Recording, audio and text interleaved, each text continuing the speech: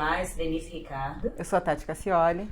Eu sou o Gustavo Mendes e a gente está aqui no videocast Inspiratórios, um videocast onde a gente fala sobre os temas que estão mais sendo discutidos aí no nosso campo de assuntos regulatórios. E hoje o nosso episódio é sobre biosimilares.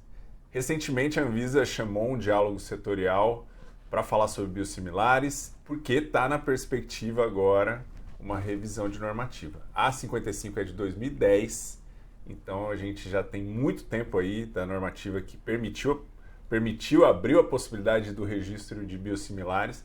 O primeiro biosimilar no Brasil foi registrado em 2015, então um dado interessante que mostra quanto a gente já avançou nesse campo, mas a gente ainda tem uma série de desafios.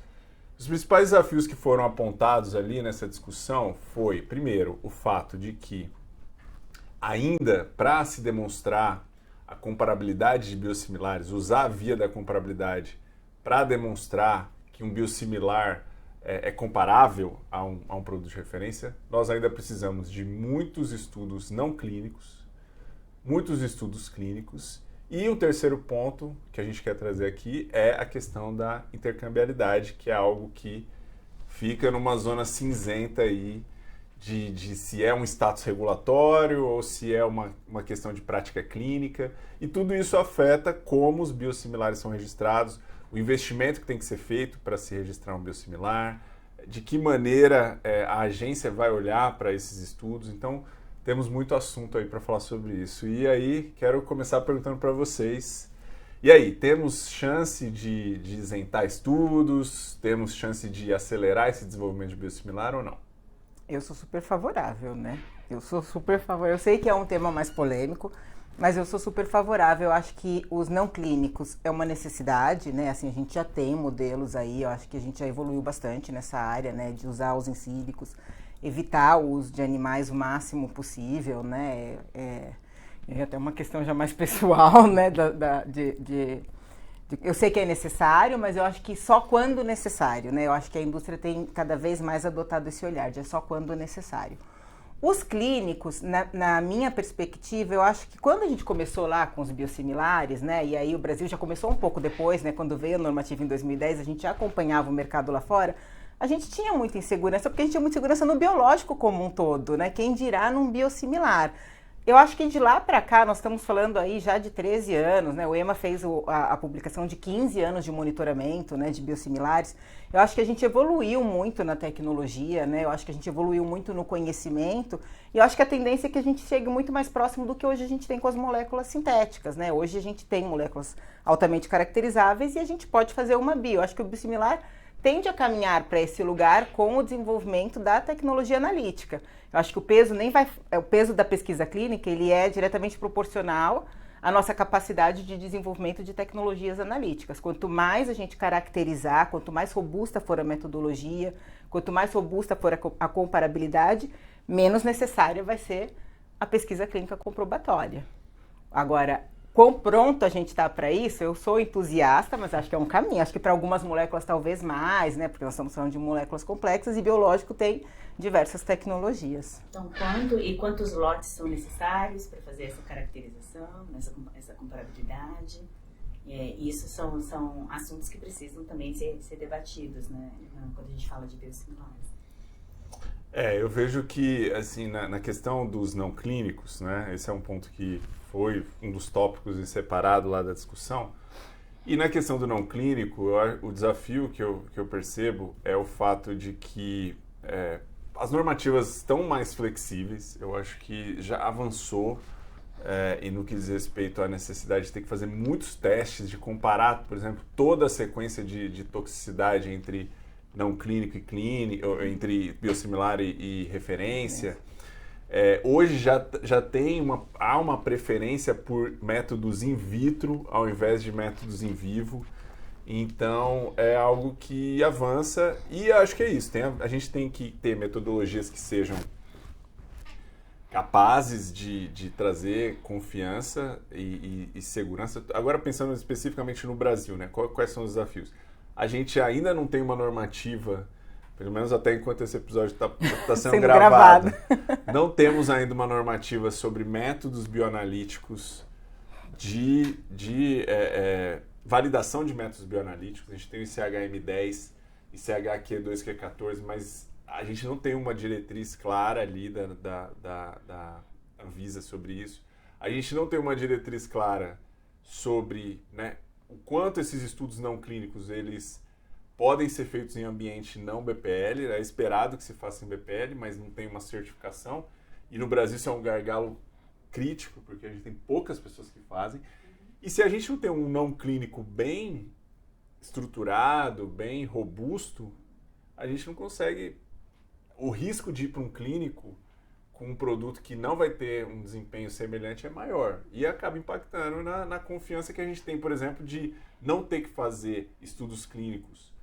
Que na minha visão, acho que a questão estudos clínicos de fase 3 são estudos que, dependendo do desfecho que você escolhe, você tem um desfecho que ele não é sensível o suficiente para mostrar as diferenças que podem acontecer entre um biosimilar e uma referência. E estudos não clínicos, eles são estudos clínicos, eles são estudos muito robustos, né? De muitas pessoas, tempo de acompanhamento, então isso faz com que o investimento seja muito caro. Se você não tiver uma certeza muito grande de que teve um desenvolvimento não clínico bem feito e analítico, a gente acaba tendo um risco ainda maior. Eu acho que esse é o olhar que o regulador tem que ter, porque a gente tende a pensar na norma, né? A norma pede que seja feito e é quase como se fosse uma receita de bolo, né? Você faz o comparativo, você faz esse, você apresenta tudo junto e entrega. Se nenhum deu muito ruim, passou. Mas não necessariamente ele entregou o resultado esperado para aquela molécula, para aquele mecanismo de ação, para aquele produto. Então, esse olhar não é uma crítica ao regulador, mas acho que é um momento que a gente tinha da norma, né? E aí agora aproveitando essa oportunidade que a Anvisa abriu no diálogo setorial e que a gente sabe que vai ter das revisões, eu acho que pensar talvez até em como compartimentar um pouco mais esses olhares, né? Assim, não sei se com normas específicas, ou se com guias, ou se com diretrizes, mas assim, do que se espera de cada um e de como a indústria, eu sempre sou favorável que a indústria faça esse olhar. Se você está entregando esse dossiê e você, né, é o desenvolvedor, é o detentor do conhecimento mais detalhado, por que você escolheu esse modelo? Se a gente tiver flexibilidade na norma, talvez a gente, como setor regulado, possa evoluir mais nos modelos propostos para as agências. Hoje a gente não pensa nesses modelos porque a gente é obrigado a seguir uma norma. Então também existe uma zona de conforto. Ela é cara, ela é longa, mas ela é relativamente confortável do ponto de vista regulatório, porque se você passar por essas etapas, você vai ter a aprovação. Quando você tem talvez uma abertura maior, a gente pode chegar em desenvolvimentos mais curtos, talvez mais ou menos onerosos, não sei, mas mais preditivos, mais seguros. Mas hoje, quando fala de legislação, né, que é a 55 de 2010, há muito tempo a gente vem trabalhando já usando o ICH. Já segue toda a normativa do ICH, todos os guidelines a gente segue do ICH. Então, existe muita coisa que é feita para biosimilar, pelo EMA, pelo FDA, que é um caminho que a Anvisa tende a seguir também. Então, não precisa inventar tanto, né? Buscar tanta informação. A gente já tem muita experiência, né, das outras agências que podem ser compartilhadas. Isso será que levar para intercambiabilidade? Porque o EMA disse que se ele aprovou é intercambiável. Pois é, isso nunca acabou que no Brasil isso teve uma postura, né, foi tratado muito como prática clínica, essa questão da intercambiabilidade.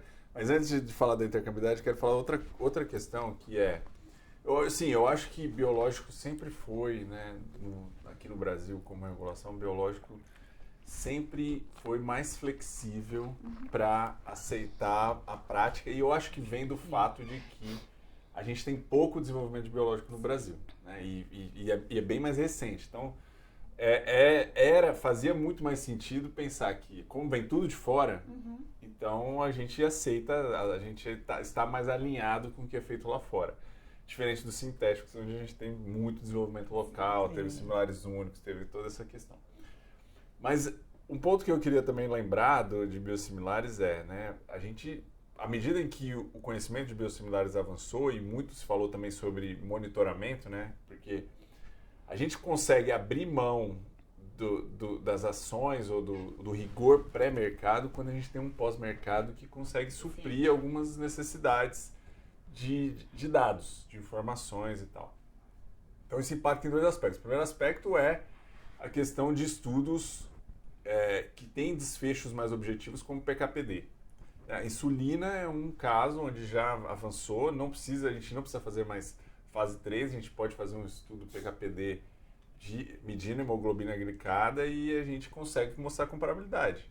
Fantástico, que isso vem de anos de conhecimento de desempenho de insulina e tal, e monitoramento. Então já tem uma tendência, já tem uma postura e guias que abrem isso. Para os anticorpos monoclonais, um desafio ainda. Mas eu sou otimista também, acho que é uma tendência. Assim, se eu tenho um estudo que consegue me mostrar, consegue me trazer confiança de que eu não vou ter problemas de saúde, problemas de segurança, ou qualquer risco com o uso do produto. Se eu tenho um PK e um PD que mostra mesmo o desempenho e o quanto as diferenças são observadas, eu acho que dá para seguir dessa forma. Então, sou otimista nesse aspecto de reduzir estudos desnecessários. E isso também impacta a intercambiabilidade, que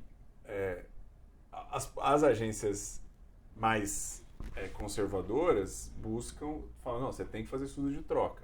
Eu preciso ver o que acontece com o paciente quando ele está tomando um e aí muda para o outro. Eu preciso observar todos os dados, resultados, essas informações. Outras agências já consideram, se eu avaliei a intercambiabilidade, eu avaliei a comparabilidade e dei ok, eles já são intercambiáveis. Então, eu acho que à medida em que a gente vai observando mais dados de vida real, mostrando que trocar um pelo outro não impacta em segurança, acho que isso as agências tendem a ser mais permissivas. Vou pôr um tempero aí. Eu entendo quando a gente tem, por exemplo, em alguns modelos de saúde pública, essa questão de que a troca não impactou. Eu acho que quando a gente traz para a realidade do Brasil, eu tenho um olhar, eu não sou contra a intercambiabilidade, mas eu acho que a gente, no modelo que a gente tem, não é hoje uma decisão do prescritor. Né? Porque a maioria desses medicamentos são medicamentos de alto custo, eles vêm, né, do sistema público, e aí a decisão é da compra, é de um processo licitatório, é de uma distribuição. Então, hoje, não necessariamente nem o paciente nem o prescritor tem tanta clareza do tipo de troca que está sendo feita com aquele paciente. Então, o nosso olhar depende de como você quer ver o copo, né? Talvez se a gente visse o copo mais cheio, pode dizer que assim, de tudo isso que a gente não controla, a gente também não teve nenhum grande caos, então é sinal que deu certo a troca. Ou a gente não tem dado, se a gente fosse avaliar a troca mesmo, quanto eles estão trocando, qual é a porcentagem, quantas vezes, a gente também não vai chegar num número preciso para a nossa realidade, para a realidade do sistema que o Brasil coloca. Então, mesmo que a gente tivesse os estudos de switch aqui no Brasil, os estudos de troca, não necessariamente a gente vai conseguir correlacionar com dado de vida real. Porque, né, se a gente for buscar, porque como esses pacientes, as trocas são sujeitas à compra pública, a gente não necessariamente monitora da melhor maneira. É por isso que os métodos analíticos acabam ganhando uma importância ainda maior. Porque uma vez que você consegue caracterizar, né, as moléculas, consegue provar a similaridade deles de uma maneira mais físico-química, né, da parte analítica, você acaba conseguindo, de repente, tirar um pouco desse peso do clínico. Não todo, eu não estou dizendo que sim, mas ganha mais responsabilidade. Se você quer diminuir os estudos clínicos, então a responsabilidade dos métodos analíticos, né, da caracterização vai ser maior. O desafio dos biológicos é o fato de que, né, macroestruturas super complexas com até uma certa permissibilidade de variação lote a lote do referência, faz com que a gente tenha uma preocupação. Sempre vai restar uma preocupação. Será que essas diferenças que são permitidas não vão trazer uma resposta imunogênica maior? E o fato de biológico sempre ser imunogênico, né, sempre tenha o potencial de de gerar uma resposta imune, porque é um navio de cruzeiro. Eu comparo sempre a molécula pequena com uma canoazinha e com a complexidade. É um tronco com um remo. Tronco. E o biológico é um navio de cruzeiro, que tem, imagina, todos os quartos do navio de cruzeiro, porão, a máquina, tal. E ali, pequenas diferenças que podem ter, por exemplo, num cômodo do navio de cruzeiro, podem resultar num impacto imunogênico ou de reação adversa que cause alguma coisa. Então, alguma preocupação a gente vai ter. Agora, precisa de um estudo clínico completo? Precisa de um fase 3? PK/PD não resolveria? Essas são questões que têm avançado. E eu concordo que no Brasil a gente ainda tem uma questão relacionada a monitoramento bastante precoce, né? Assim, bastante incipiente em vários aspectos. Os nossos dados de vida real, eles são dados que a gente tem poucas fontes, a gente não tem tanta consistência nos dados. Isso faz com que a gente fique pensando se é possível mesmo a gente adotar esse modelo. Eu acho que é algo a se refletir. Mas até quando a gente vai ficar falando, não tem dado, e aí por isso eu não faço, e aí por isso eu não avanço, e até quando a gente vai ficar nessa? Eu gosto de pensar que a gente hoje, e aí até você falou isso no começo, hoje a maioria dos... Lógico, nós temos os desenvolvimentos nacionais, temos crescido nessa área, mas a gente tem ainda uma parcela substancial dos produtos biológicos do mercado brasileiro que são importados. Então, essa experiência das outras agências que têm outros sistemas de saúde que conseguem avaliar essas trocas, elas podem ser trazidas para cá. Né? São essas trocas de conhecimento, porque no final, se eles estão avaliando e a gente está falando de uma boa parcela que são os mesmos produtos, a gente não tem uma questão da população brasileira tão díspara que fala, não, aqui só que vai dar, né? Acho que existem esses olhares. E aí, quando a gente pensa nas normativas, eu ainda sou muito favorável de que as normativas sejam menos engessadas, principalmente para produtos mais complexos. Então, assim, eu acho que quanto mais a gente permitir que a indústria seja capaz de propor com uma base técnica, com racional científico, com robustez de dados, um modelo que faça sentido para o produto dela, mais a gente evolui e mais a gente vai ter novos produtos. Eu acho que o Brasil já né? A gente viu nos números da Anvisa, nós já somos um dos que mais tem moléculas aprovadas, né? Produtos aprovados na biosimilaridade, mas eu acho que a gente ainda consegue trazer mais. Porque eu gosto de devolver essa responsabilidade também. Eu acho que, né, justamente porque nós não estamos falando de moléculas pequenas, né, que são fáceis e que você só reproduz, toda vez que você vai trabalhar com biológico, o peso do detentor do biosimilar, ele é muito maior do que o peso do detentor de um genérico, porque ele não vai conseguir fazer uma reprodução idêntica, então ele tem que ter uma capacidade técnica, e eu acho que devolver isso para a indústria e falar, ok, esses são os conceitos, o que eu espero que você prove? Se você for capaz de me provar, seja num peso, né, maior do analítico, me mostra o seu desenvolvimento, seu biomarcador, o seu método, né, suas validações, seja numa predição não clínica para clínica, seja... Traz, né, qual foi o seu dado e discute para a agência. E aí a gente fecharia uma análise para porque não dá para pôr todo mundo no mesmo, porque a gente volta para aquela zona que é sempre igual, sempre muito cara, sempre muito morosa e não necessariamente a mais eficaz. Então, assim, eu, dentro dos diálogos, gostaria... Eu acho que a gente teve essa abertura, eu acho que a Anvisa disse isso, que eles estão avaliando qual seria o melhor modelo, seria uma revisão da norma inteira, se seria destrinchar essa norma, se seria sair com guias. E eu espero que ela evolua para esse caminho onde a gente possa trabalhar mais na técnica e menos na receita do bolo. Bom, esse é um tema que gera muita discussão, ainda temos muito a evoluir e acho que biosimilar é algo que veio para ficar, né? E esse avanço que a gente observa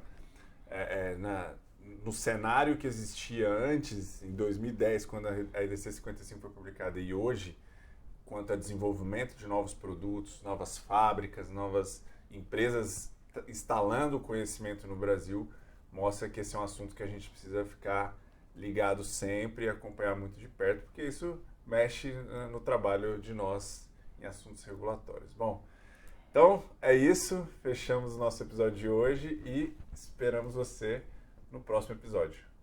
Até lá.